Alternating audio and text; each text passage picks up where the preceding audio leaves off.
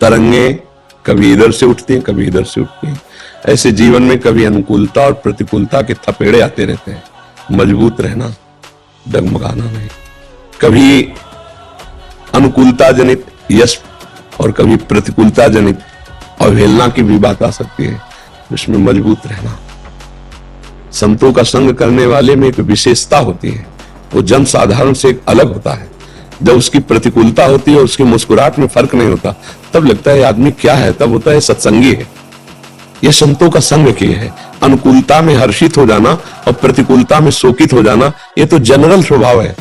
General से ऊपर उठा हुआ सत्संगी, आप संतों के पास जाते हैं, आप संतों से मिलते हैं, आप एक मजबूत बने कि अनुकूलता के गुलाम ना बने और प्रतिकूलता का प्रभाव ना आने पावे, और सम होकर के इस माया पर विजय प्राप्त कर लें। माया विषम है, भगवान सम है, और जो सम को प्राप्त होता है वो विषमता पर विजय प्राप्त कर लेता है। विषमता स्तुति, निंदा, मान, अपमान, लाभ, हानि, जय पराजय, यही इसका स्वरूप है। और इसमें जो सम होके निकल जाता है वो भगवान को प्राप्त हो जाता है। कभी दुखी मत होना और कभी हर्षित मत होना। बहुत प्रशंसा हो तो फूलना मत, कोई घटना घट गई तो शोकित मत होना। बस ये देखते रहो, प्रश्न आ रहा है, इसका मुझे उत्तर देना है। हर समय देखते रहो, लोग तुम्हारी वाह वाह, प्रश्न आ रहा है, इसका उत्तर देना है, मुझे फूलना नहीं है। अपने इष्ट की तरफ दृष्टि हो जाती, प्यारे ये तेरा दुलार है। और जब प्रतिकूलता रहे तो प्रश्न आया, ठीक से उत्तर दो, प्यारे इसमें जरूर कोई कृपा है जरूर कड़वी ये दवा, पर इसमें विशेष कृपा है ले, मस्त रहो। जो अपनी वाणी से समाज को आह्लाद प्रदान करे, धन्य हो वाणी। बोलने वाले तो बहुत है, लेकिन किसी भी तरह से समाज हमारा आह्लादित हो जाए, सुखी हो जाए, प्रसन्न हो जाए, थोड़ी देर के लिए उसके दिमाग को शांति मिले, हम लोगों का यही कर्तव्य है। जिसे गायन के द्वारा तो हम अपनी शास्त्र ज्ञान, साधना दोनों को मिलाकर समाज के दिमाग के संतुलन के साथ हम दिमाग के साथ खेलते हैं।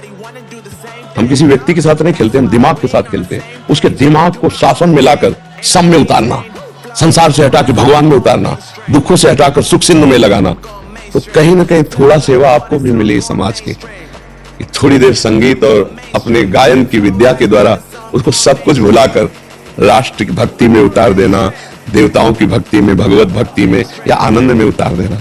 ठीक है ना? आप आनंदित रहिएगा और सम रहिएगा और बहादुर बनिएगा।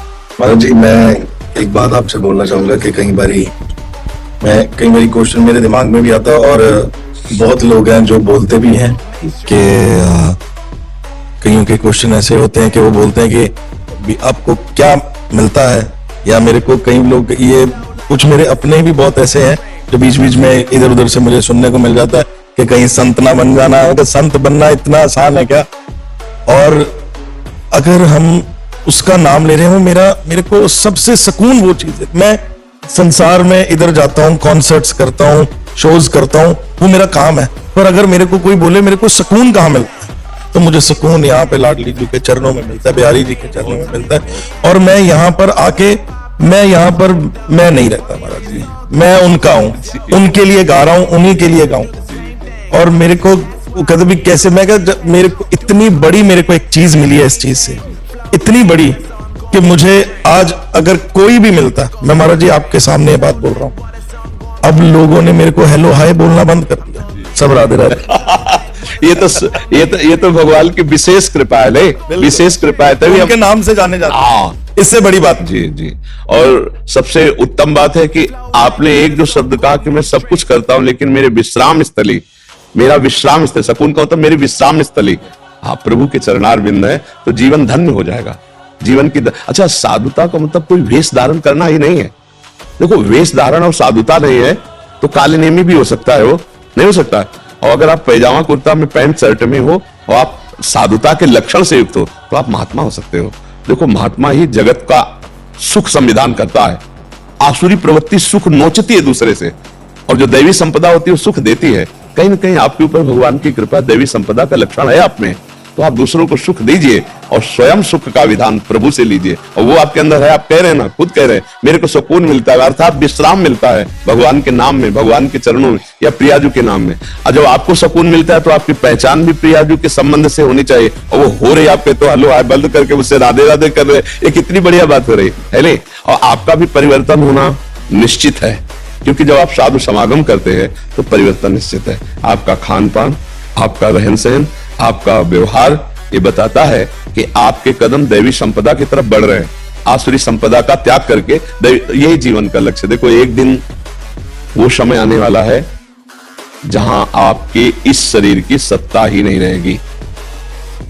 उस समय ये स्थिति जो विश्राम की तरफ, यही आपके काम आएगी। ले देखो, आप देखो अपने भारत में बड़े बड़े गायक हुए हैं, धीरे धीरे सब भूलते चले जा रहे हैं, कौन किसको याद कर रहा है। अब उन्होंने अपने जीवन में जो किया वो उनका फाइनल परिणाम, यहां तो हम ताली बजा रहे हैं, उन्होंने जो किया उसका जो उनको फाइनल परिणाम मिल रहा है, वो पता नहीं ताली बजाने वाला है कि रोने वाला है। आपको पता है कि ताली बजाने वाला यहां भी और वहां भी है। क्यों? क्योंकि मैं राधा राधा रट रहा हूं। मैं महाराज जी, ये एक लाडली जी की कृपा है और इतनी करुणा, मैं इसको आपसे बेहतर कौन इस दुनिया में जान सकता है। महाराज जी, मैं आपको बता नहीं सकता कि 360 लाइफ चेंज हो गई है। ऐसे वही कह रहा हूं कि दैवी संपदा की तरफ कदम बढ़ रहे हैं, बहुत कृपा है। तो बस धीरे धीरे नाम स्मरण करते रहिए और लगिए समाज सेवा में, समाज सेवा में लगिए, बड़ी बड़ी सभाओं में जाइए, जो भगवान ने योग्यता दी उसके अनुसार गाइए, प्रभु के गुण गाइए या समाज के गुण गाइए, और उसके हृदय में आह्लाद पैदा हो और निष्कामता रखना। निष्कामता का मतलब है आपको कोई चाह ना हो तो बड़े दरबार से आपकी चाह पूर्ति होती रहेगी। चंद रुपए कोई देकर हमारी चाह पूर्ति कर लेगा क्या? तो सब अपने आप में ही भिक्षुक हैं। आप देखो, चाह होना ही भिक्षुक है। सबके अंदर चाह है, रुपए की, मान की, प्रतिष्ठा की। एक बार आप अचाह होकर के गाइए, आप अचाह होकर जाइए, आप अचाह हो तो सबके अंदर छाप पड़ेगी। दुनिया भाग रही है और वो आपके पीछे भागेगा। जब आप कहोगे ऐसे ही, वो आपके पीछे भागेगा। यही दैवी संपदा का लक्षण होना चाहिए और आप में विशेषता होनी चाहिए, क्योंकि आप साधु संग करते हैं। आप कोई संसारी गायक केवल नहीं है, आप एक साधु संग सेवी है, इसलिए आप में विशेषता हो। आप तो बोलते महाराज जी के, मैं कईयों को बोलता हूं कि संतां दा संग बड़े भागा नाल मिलदा, लेंदे ने कोई कर्मा वाले। कि संतों का जो संग है वो बड़े भाग्यशालियों को मिलता है, और वो कर्म जिसके अच्छे होंगे उन्हीं को मिलता है, ऐसे नहीं मिल सकता कोई भी जाके।